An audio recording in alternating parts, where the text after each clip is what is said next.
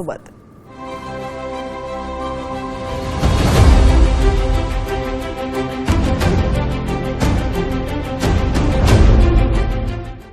नमस्कार। महाराष्ट्र देशा या विशेष कार्यक्रमात आपल्या सर्वांचं स्वागत। या आठवड्यात राज्य सरकारने घेतलेल्या महत्त्वाच्या निर्णयांचा आढावा घेऊयात।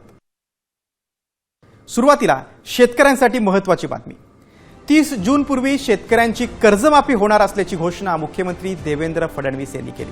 यावेळी शेतकऱ्यांकडून सिबिल न मागण्याची सूचना मुख्यमंत्र्यांनी बँकांना केली। यावेळी जास्त शेतकऱ्यांना फायदा होणार असल्याचं फडणवीस म्हणाले। मात्र यंदा एल निनोचं संकट असल्याची चिंताही त्यांनी व्यक्त केली। शिर्डीत संरक्षण मंत्री राजनाथ सिंह आणि मुख्यमंत्री देवेंद्र फडणवीस यांच्या हस्ते डिफेन्स क्लस्टरचं उद्घाटन करण्यात आलं। अहिल्यानगर डिफेन्ससाठी उत्पादनाचं हब झाल्याचं मुख्यमंत्र्यांनी म्हटलंय।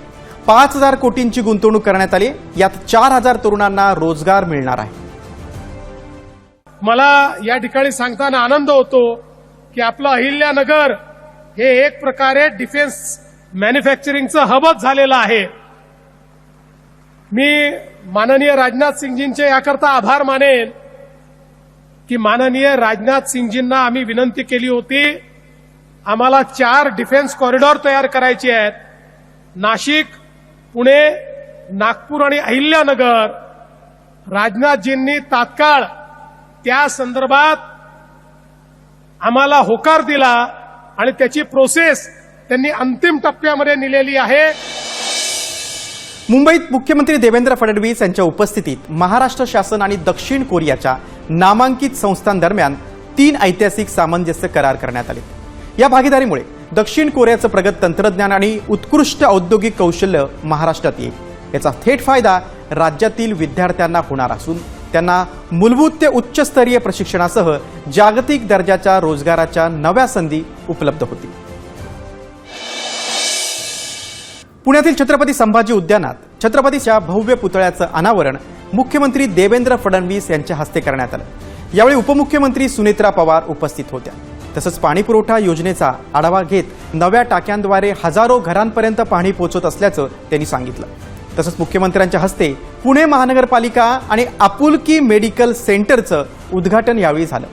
दरम्यान महाराष्ट्रात कॅन्सर ग्रीड विकसित करून प्राथमिक, दुय्यम आणि तृतीय स्तरावरील उपचार व्यवस्था मजबूत करण्यावर भर देण्यात आला। मुख्यमंत्री देवेंद्र फडणवीस यांच्या अध्यक्षतेखाली राज्यातील 6 तीर्थक्षेत्र विकास आराखड्यासंदर्भात शिखर समितीची बैठक झाली। यात भीमाशंकर, परळी वैजनाथ, घृष्णेश्वर ज्योतिर्लिंग परिसर, देहू येथील संत तुकाराम महाराज जन्मस्थान, सातारा येथील किल्ले अजिंक्यतारा आणि संगम माहुली येथील ऐतिहासिक समाधी स्थळांचा संवर्धन आणि पायाभूत सुविधा विकासाला मान्यता देण्यात आली। या बैठकीला उपमुख्यमंत्री एकनाथ शिंदे आणि उपमुख्यमंत्री सुनेत्रा अजित पवार उपस्थित होते। मुंबईत टेक महा इम्पॅक्ट परिषदेचं आयोजन करण्यात आलं होतं। यावेळी देशात सर्वाधिक CSR निधी महाराष्ट्रात खर्च होतोय। शासकीय योजना आणि कॉर्पोरेट संसाधनांच्या समन्वयामुळे राज्यातील शेवटच्या घटकापर्यंत विकास पोहोचून प्रगतीचा नवा अध्याय लिहिला जातोय, अशी माहिती मुख्यमंत्री देवेंद्र फडणवीस यांनी दिली। तसंच उपमुख्यमंत्री सुनेत्रा पवार यांनी तंत्रज्ञान, नवीन उपक्रम आणि CSR निधीच्या माध्यमातून समाजाचं सक्षमीकरण करण्यावर भर दिला। तसंच सामान्य माणसाचं जीवन सुकर करणं हेच या त्रिसूत्रीचं मूळ उद्दिष्ट असल्याचं स्पष्ट केलं।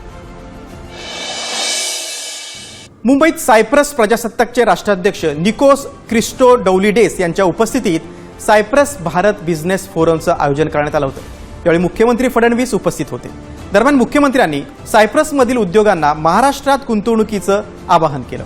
त्यांनी महाराष्ट्र ही $660 अब्ज असून परकीय गुंतवणुकीत आघाडीवर असल्याचं सांगितलं। तर सायप्रसच्या राष्ट्राध्यक्षांनी भारत युरोप व्यापार संबंधांना गती देण्यासाठी मुंबईत सायप्रस ट्रेड सेंटर उभारण्याची घोषणा केली। मुख्यमंत्री देवेंद्र फडणवीस आणि केंद्रीय कृषी मंत्री शिवराज सिंह चौहान यांच्या प्रमुख उपस्थितीत प्रधानमंत्री आवास योजना ग्रामीण लाभार्थी मेळावा आणि महाआवास अभियान राज्यस्तरीय पुरस्कार वितरण सोहळा उत्साहात पार पडला। यावेळी गरीब आणि गरजू कुटुंबांना त्यांच्या हक्काचं घर मिळवून देत त्यांचं स्वप्न पूर्ण करण्याचा दृढ विश्वास मुख्यमंत्र्यांनी व्यक्त केला। महाराष्ट्र देशा विशेष कार्यक्रमात आता इथेच थांबतोय। पुन्हा भेटूयात, तोपर्यंत नमस्कार।